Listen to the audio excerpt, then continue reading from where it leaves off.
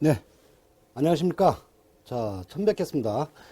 자, 우리가, 인문강의라고 해서 각 과목별로, 인문 수업을 갖다가 진행을 해요. 뭐, 길게는 안 하고, 아마 짤막짤막하게 몇 강 정도 할 거예요. 자, 그러면 우리가 인문 강의를 하는 이유가, 자, 특히 전기를 처음 배우는 비전공자들은 사실 전기가 상당히 어렵죠. 생소하고. 그 다음에 또 전공자가 하더라도 전공자들도 사실 전기가 그렇게 쉽지는 않을 거예요. 그래서 우리 요 사이트에서는 입문 강의라고 해서 본 수업 가기 전에 서두에 조금 더 전기를 갖다 좀 친근감 있게 좀 쉽게 접근하게 해서 이런 입문 강의를 거치는 거예요. 그러니까 일반 학원에서는 이런 입문 강의 하기가 힘들죠. 시간 제약 때문에. 여건 때문에 안 돼요. 근데 우리 수업에서는 이렇게 입문 강의를 갖다가 과목별로 해드릴 테니까 조금 더 쉽게 처음에 초보자들도 접근해서 본 강의할 때 좀 도움을 받으세요. 자, 그러면 우리가 전력과학에 대해서 우리가 기본적인 내용 제가 나름대로 설명해 드릴게요. 자, 전력과학 학습하는 방법부터 우리가 전력과학을 어떻게 학습을 할 거냐. 첫 번째 내용이 일단은 우리가 전기기사 과목 중에서 전력과학은 매우 중요한 고득점 전력 과목이다. 그러니까 전력과학에서는 우리가 점수를 많이 높여줘야 돼요. 충분히 점수를 얻을 수도 있고. 자, 그 다음에 두 번째는 전력과학 자체는 말 그대로 한전에 있는 설비들을 배우는 거란 말이에요. 한국전력에 있는 설비를. 따라서 단순함기 쪽보다는 각 실제로 장치, 설비들의 정확한 역할을 충분히 이해하면서 우리가 학습을 하자.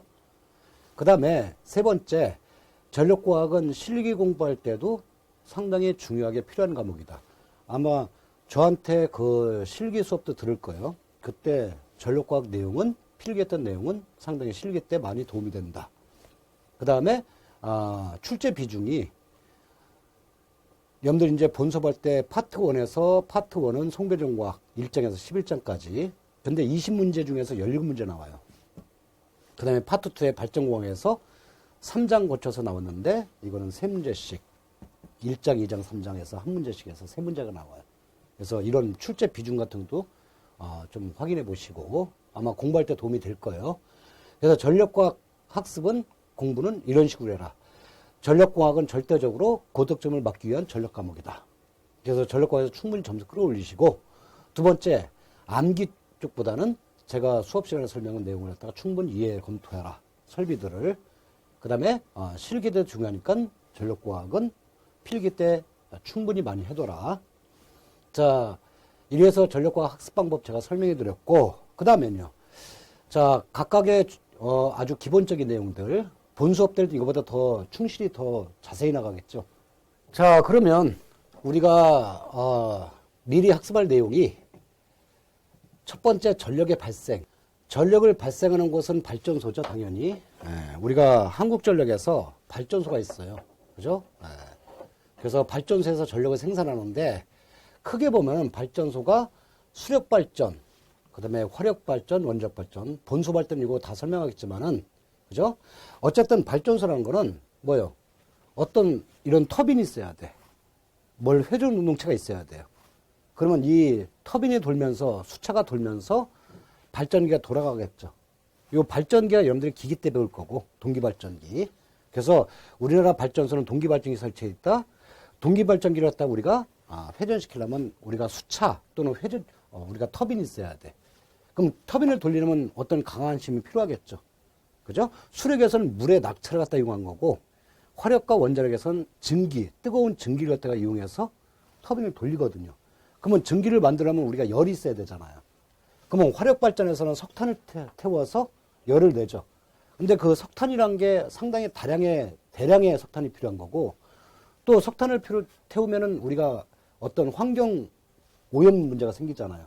그래서 우리나라 같은 경우는 원자력 발전을 많이 활용하거든요. 자, 본 수업에서는 수력 발전, 화력 발전, 원자력 발전 중에서 대표적인 원자력 발전 예를 들어서 제가 설명해 드릴게요. 발전이 어떻게 이루어지는지.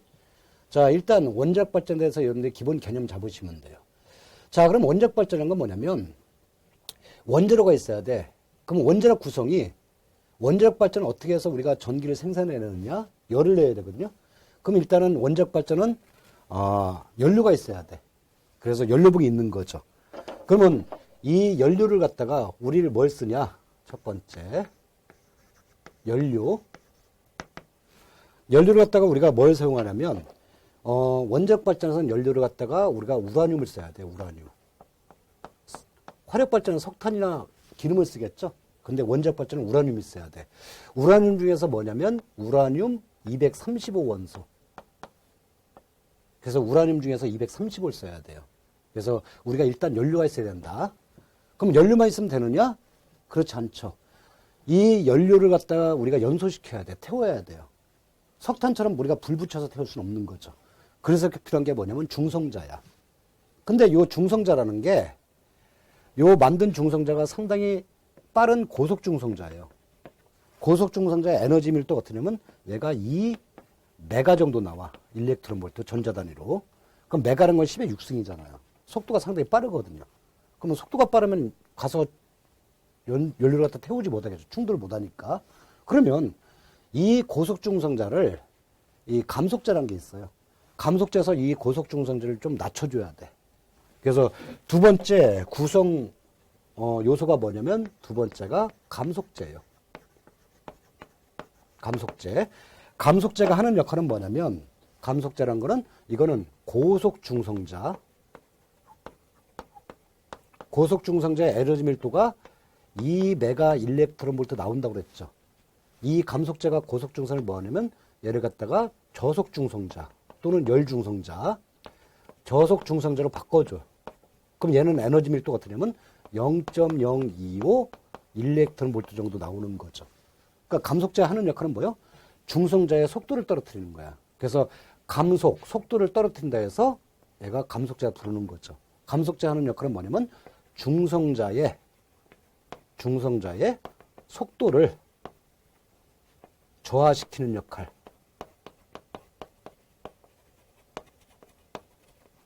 감속제요. 그러면 감속제가 주로 어떤 재료를 쓰냐면 감속제 재료는 우리가 보통 쓰는 게 경수. 경수가 뭐냐면 우리가 쓰는 물, H2O. 근데 물 자체가 가볍다 해서 우리가 가벼운 물 해서 경수라고 하는 거죠. 또는 우리가 중수 쓰는 경우도 있어요. 중수.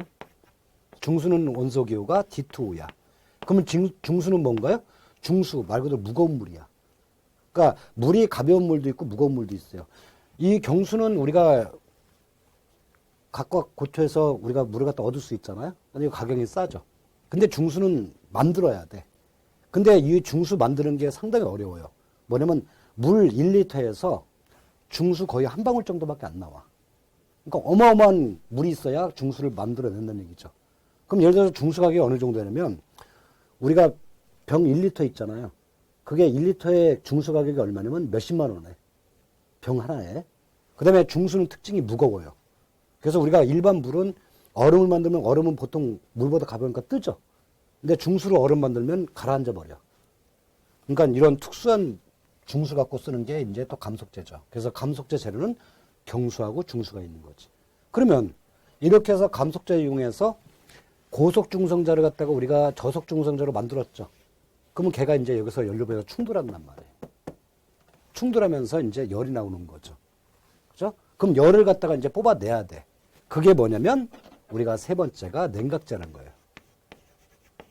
냉각제. 냉각제는 뭐 하는 거냐? 하는 역할이 얘는 핵분열 결과 핵분열이 일어나겠죠. 핵분열로 인한 열을 적당하게 냉각을 시키고 그 다음에 다른 곳에 전달하는 매체 열을 갖다 전달시킨다 이거지. 그래야 우리가 전기를 끓일 수 있잖아요. 아시겠죠? 그럼 요 냉각제가 쓰는 재질이 뭐냐? 재료가 얘도 마찬가지로 경수야. 내지는 또 중수 쓰는 경우도 있고. 그러니까 감속제하고 냉각제는 같은 재료 보시면 돼요. 아시겠죠? 자, 이래서 기본 구성이 세 가지죠. 그러니까는 우리가 원자력 발전을 하려면 기본적으로 연료복이 있어야 돼. 그 다음에 감속제 있어야 돼요. 그 다음에 냉각제도 있어야 돼. 그럼 이제 발전을 하는 거죠. 근데 문제가 있어. 무슨 문제가 있느냐? 이 원자력 발전의 출력, 전기적 출력 조정을 뭘로 하느냐 이거지. 그럼 출력 조정할 게 없거든요. 그래서 이제 또 네 번째 구성 요소가 뭐냐면 제어봉이란 거야. 제어봉은 뭐 하는 거냐면 네 번째 제어봉은 지금 화면상에 보면은 제어봉이 지금 현재 요 높은 곳에 이렇게 설치되어 있죠. 그러면 중성자가 가서 헬륨에 충돌할 거 아니야. 그러니까 이때는 제어를 안 한다는 얘기예요. 그랬다가 이걸 갖다가 좀 출력을 갖다가 좀 낮추고 싶으면 요 제어봉을 갖다가 밑으로 삽입해요, 이렇게. 그러면 이제 중성자가 가로막히겠지. 그럼 출력이 떨어지는 거죠. 그러니까 요 제어봉 위치에다가 올렸다 내렸다 하면서 출력 조정을 하는 거죠. 아시겠죠? 그래서 요 제어봉이라는 게 하는 역할이 뭐냐? 원자력 발전의 출력을 제어하는 역할이다. 그러면 요 제어봉의 재질이 뭐냐면 요 제어봉 쓰는 재질이 세 가지예요. 그게 뭐냐면 카드뮴. 근데 우리한테는 좀 생소할 거예요. 아무래도 우리 원자력 발전이니까 우리한테는 생소한 물질을 쓰겠죠. 그 다음에 하프뮴. 그 다음에 붕소. 그럼 원자력 발전 문제는 이런 부분을 낼 거 아니에요. 카드뮴, 하프뮴, 붕소, 제어봉, 재질. 그래서 이제 원자력 발전까지 끝난 거죠. 그죠? 발전은 끝난 거야. 그 다음에 원자력 발전에서 여기서 문제가 뭐냐면 원자력 발전은 화력 발전하고 달리 어떤 문제가 있느냐? 방사능 누출 문제가 있죠. 그게 제일 위협이거든요. 그래서 방사능을 어떻게든 막을 거냐 한 게 이제 뭐냐면 이제 반사체라는 게 있어요. 그러니까 반사체를 둘러버려서 방사능 나가는 걸 막는 거죠. 그 다음에 반사체 갖고 안 되니까 충분하지 못하니까 요 겉에다 또 차폐지를 갖다 또 설치해. 그러니까 원자력 발전의 겉에 콘크리트 벽이라고 생각하시면 돼요. 그게 이제 몇 메타 두께로 이제 아예 채워버리는 거지.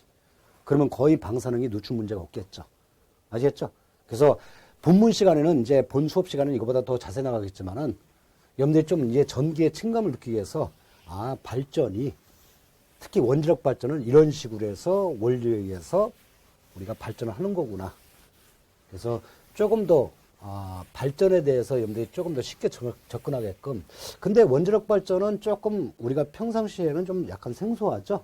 그래도 이 정도 내용은 우리가 파악하고 있자. 그럼 본 수업할 때 훨씬 더 편해질 거예요. 자, 이래서 우리가 발전했단 말이야. 그러면 발전했으면 어떻게 해야 돼요? 발전은 전기 보내줘야죠. 그러면 우리가 선로가 있어야 돼. 전선이 있어야 될 거 아니야. 전기를 보내주면 선로가 있어야 될 거 아니에요. 그죠? 조금 전에 우리가 수력 발전이나 화력 발전이나 원자력 발전을 발전했단 말이야. 근데 그 나오는 전압은요, 23kV야. 그럼 우리가 쓰는 전압은 220V니까 23kV도 상당히 높은 전압이죠. 그렇지만 우리가 사용할 때 전압보다는 높은 전압이지만 실제로 전기를 갖다가 멀리 보내줄 때는 이 전압 갖고는 안 돼요. 이 전압조차도 약해. 그래서 어떻게 하냐면 이 전압을 변압기 통해서 여러분들 기기 때 변압기 배우죠. 그럼 변압기 통해서 이 전압을 갖다가 154, 345나 765로 높여줘. 그러니까 뭐 10배 막 20배씩 높여주는 거죠. 왜 전압을 높여주느냐? 23보다는 154나 345, 765 요 전압이 멀리 보낼 수 있더라 이거죠. 전기를 많이. 이거 갖다 우리가 뭐라면 송전전압이라고 그래요. 송전이라는 게 전기를 갖다 보내주는 거야. 그러니까 송전선로라는 건 전기를 갖다 먼 곳까지 보내주는 역할을 하는 거야. 전선. 그래서 우리가 송전자 필요한 거는 154나 345나 765다. 아마 요 숫자 154나 345 특히 요거 두 개는 좀 알아두는 게 좋을 거예요. 여러분들 문제 풀 때 이런 수치가 나오거든요, 실제로. 자, 이래서 1545, 345, 765로 전압을 높여줬죠. 그럼 이제 송전해야 돼. 그러면 송전하면 뭐가 있어야 돼요? 이제 송전선이 있어야죠. 철탑이 있고 그 위에 전선이 있는 거죠. 그래서 이 전기를 갖다가 보내주는 거지, 먼 곳까지. 이렇게 전기를 보내주는 하는 역할이 뭐냐면 바로 송전선로야. 이 송전선로에 대해서 이제 본 수업 때 배워야겠죠, 자세히. 자, 그 다음에 송전이 끝났단 말이에요. 그러면 송전이 끝났으면 우리가 154나 345, 765 전압을 우리가 쓸 수 있나요? 우리가 사용을 못 하겠죠. 그럼 이제 뭐가 있어야 되냐면 변전소가 있어야 돼. 그래서 또 변전소도 또 배워야 돼. 그러면 송전선로에서 765나 345나 154로 송전을 했죠. 그죠? 우리가 원하는 것까지 보내줬단 말이에요. 그 다음에 이제 뭐냐면 이 전압을 갖다가 다시 바꿔줘야 돼요. 그 전압을 바꿔주는 한 역할이 뭐냐면 바로 변전소라는 거죠. 그러니까 변전소에서 어떻게 바꾸자면 얘를 갖다가 20.9를 일단 다시 바꿔줘요. 그럼 22.9라는 건 발전단을 23하고 거의 비슷해지죠. 그죠? 근데 요 22.9를 갖다가 우리가 또 쓸 수 있어요? 우리가 못 쓰잖아요. 그럼 얘를 갖다가 어떻게 하느냐, 이제, 네 번째 단계에서 이제 배전설로 쭉 가야 돼. 배전설로는 말 그대로 전기를 갖다 이제 우리한테 배분시키는 거야. 그 배전설로가 이렇게 해서 이제 보면 우리가 보다 보면 가다 전봇대 있죠. 전봇대 변압기 또 있거든요. 그죠? 그러면 여기 배전설로에서 이 전압을 바꿔줘. 그럼 배전설로는 전기를 분배시키는 곳이에요. 그래갖고 우리가 이제 가정용에다가 이제 보내주는 거죠. 220V 바꿔서. 이게 전력이에요. 전력의 흐름. 발전소에서 전기 만든다. 변압기에서 전압을 바꿔준다. 먼 곳까지 전력을 수송해준다. 송전설로. 그 다음에 전압을 다시 낮춰준다. 변전소. 그 다음에 우리한테 퍼뜨린다. 배전설로. 여기가 부하가 되는 거죠. 여기가 전력공학의 전반 끝이죠. 그러니까 우리는 여기서부터 시작해서 여기까지 배우는 거죠. 아시겠죠? 자, 그 다음에 이래서 이제 우리가 발전, 송전, 변전, 배전에 대한 계측 흐름을 배웠잖아요. 이제 우리가 송전 방식을 갖다가 뭘 넣을 거냐. 아까 송전설 했잖아요. 송전설을 뭘 넣을 거냐. 바로 교류송전과 직류송전이 있어요. 우리가 지금 거의 교류송전하고 있잖아요. 교류송전은 게 뭐냐면 발전소에서 교류 만들어내서 AC 만들어낸 다음에 송전소를 보낼 때도 교류.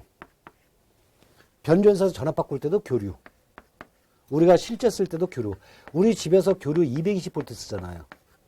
그죠? 즉 발전단에서 23kV 교류를 만든 다음에 우리가 쓸 때도 220V 전기 쓰는 게 바로 교류 방식이죠. 가장 흔한 방식이고, 그 다음에 직류 방식은 뭐냐면, 직류 방식은 발전에서 만들었을 때는 교류 만들었을 거 아니에요? 그죠? 근데 이걸 갖다가 우리가 컨버터라는 거, 컨버터 하는 역할이 뭐냐면, 교류를 얘는 직류로 바꿔주는 거예요. 그래서 직류로 바꿔줘서 보내주는 거예요. 그 다음에 여기서는 또 이제 뭐냐면, 인버터 통해서 역으로 직류를 교류로 다시 바꿔줘요. 그래갖고 이제 우리가 쓰는 게 이제 이게 직류송전이죠.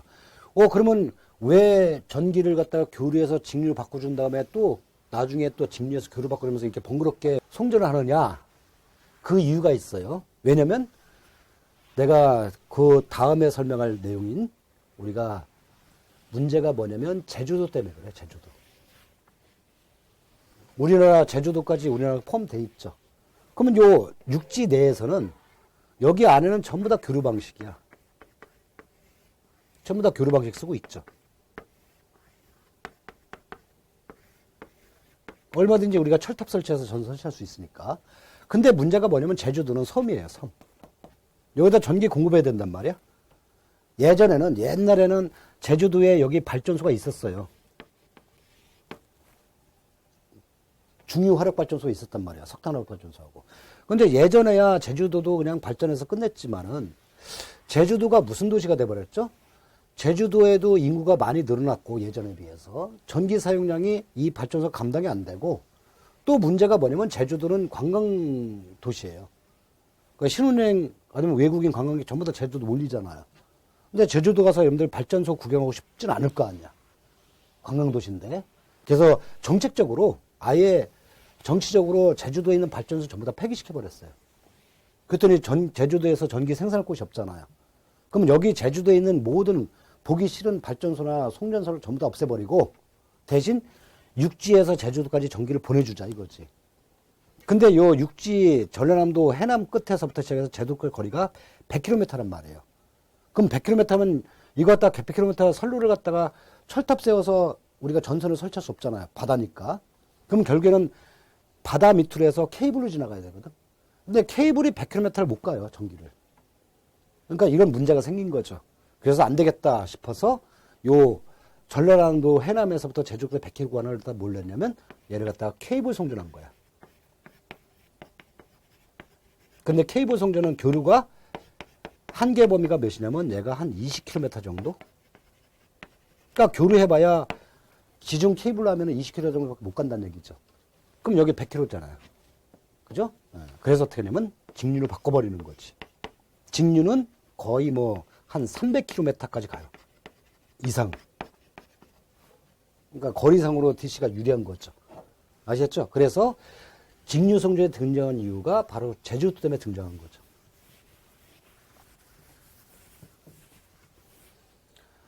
자, 정리해보면 우리가 제주도는 직류는 주파수가 없게 돼. 직류는 주파수가 없죠. 그러니까 직류는 주파수가 없기 때문에 장거리 케이블 송전이 가능하다. 그래서 직류 송전이 등장을 하게 된 거죠. 자, 여기까지가 직류 송전이죠. 그 다음에 송전선로. 송전선로 하면은 우리가 당연히 철탑이 있어야 될 거 아니에요. 철탑 세워야 될 거 아니에요. 그죠? 그 다음에 여기다 전선 설치해야 돼. 근데 전선을 철탑에다 묶을 수는 없는 거 아니야. 전기가 흘러버리잖아요. 철탑도 우리가 금속체니까. 그래서 절연체가 있어야 돼요. 그게 뭐죠? 그게 바로 애자야. 그래서 송전선 구성이 철탑이 있어야 돼요. 그 다음에 애자도 있어야 돼. 그 다음에 전선이 있어야 돼요. 이 전선은 뒤에 설명했지만 우리가 보통 송전용으로는 AC, SR 전선이라는 걸 써요. 뒤에 제가 설명해 드릴게요. 그래서 송전선은 일단 철탑이 있어야 되고, 그 다음에 전선도 있어야 되고, 애자가 준비가 돼야 된다. 송전선의 3요소, 구성요소. 자, 그러면 요 내용 하나씩 보면은, 자, 일단 철탑은 이렇게 생겼어요. 철탑이. 이게 실제 우리나라 철탑이에요. 그래서 보통 철탑이 이런 형태야. 그 다음에 요 철탑의 전선이 세 가닥이에요. 이렇게. 위에는 강운지선이고. 그러니까 전력선은 밑에 세 개라는 얘기죠. 지금 요 철탑의 암, 요 팔이 하나, 둘, 셋, 네 개죠. 그럼 얘가 첫 번째 전선, 얘가 두 번째 전선, A상, B상, 얘가 C상이고, 얘는 뒤에서 말했지만은 얘는 가공선이에요. 가공지선. 그러니까 실제 전선은 네 가닥이죠. 철탑. 자, 실제 철탑은 이렇게 생겼고, 그 다음에 외국 같은 경우는요, 이 철탑이 보기가 좀 안 좋잖아요. 그죠? 그래서 외국 같은 경우는 철탑을 이렇게 마치 어떤 조합 형태로, 예술 형태로 사람 모양으로 이렇게 한 경우도 있어요. 아마 우리나라에선 이런 철탑은 저도 아직 못 봤어요. 아직은. 그러니까 외국 같은 경우는 이제 어떤 주변의 환경 쪽도 생각해서 좀 이렇게 하면 좀 일반 철탑보다 보기 좋을 거 아니에요? 그죠? 그러니까 철탑이 모양이, 어차피 철탑이란 건 전선을 갖다 설치하는 거니까 모양은 무슨 상관이 있어요? 좀 보기 좋으면 되지. 아시겠죠? 네. 그래서 이런 철탑도 있고, 그 다음에 전선. 전선인데 제가 전력선의 송전선 전선은 AC, SR 전선이라고 했죠? 그러면 AC 전선이 뭐냐면 이게 전선이야. 근데 전선 봤더니 보니까는 금속체가 있고 겉에 피복이 없죠? 철탑에 우는 전선은 피복을 할 이유가 없죠. 그죠? 네. 그러니까 이거 갖다 우리가 나전선이라고 해요. 나전선. 그러니까 피복이 없는 전선이 우리가 나전선이에요. 이걸 갖다 옆에서 이렇게 단면도로 보면 이렇게 생겼어요. 좀 크게 확대해 본 거예요. 그러면 이 전선을 어떻게 만드느냐? 우리가 보통 전선 재질은 어떤 재질이 많이 쓰냐면 우리가 보통 구리선. 왜냐면 요 구리선이라는 게, 동선이라는 게 이게 상당히 도전율이 좋아요. 전기를 갖다 흘리는 능률이 좋다 이거지. 근데 문제가 뭐냐면 구리선이 좀 무거워. 무겁다. 그 다음에 구리선은 가격이 비싸요. 그럼 무거우면서 비싼 전선 구리선을 갖다가 우리가 실제 송전선로용 전선 쓰기 어렵죠. 그러면 송전선로가 거리가 멀거든요. 그러니까 무겁기도 할 뿐더러 너무 비싸더라 이거지. 그래서 어떻게 했냐면 구리선보다 조금 좀 가볍기도 하고 가격도 싼 게 있어요. 그게 뭐냐면 바로 우리가 알루미늄이야. 그래서 두 번째가 이제 알루미늄 선이 되는 거죠.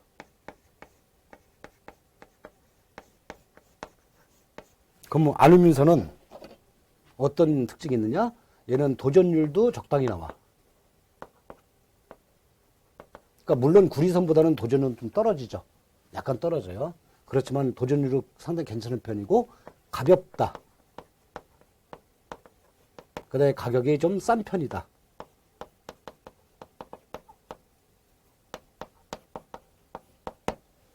그래서 알루미늄 쓰면은 구리선보다 더 유리해지겠죠.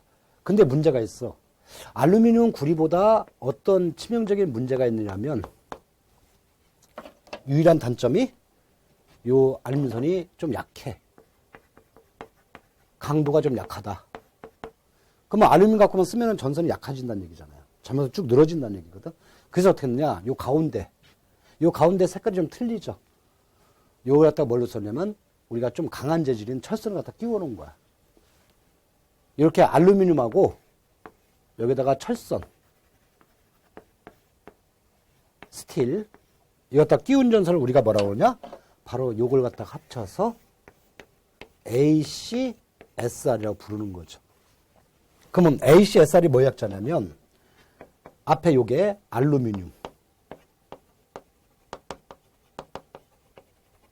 A가 알루미늄 약자고 그 다음에 얘가 C가 컨덕터, 도체. 그럼 여기까지 해석하면 뭐가 돼요? 알루미늄으로 만든 도체. 도체를 알루미늄으로 만들었잖아요. 그죠? 그 다음에 알루미늄이 약하다 보니까 뒤에 스틸, 철선이라는 얘기죠. 철선으로 R이 뭐냐면 레인포스트.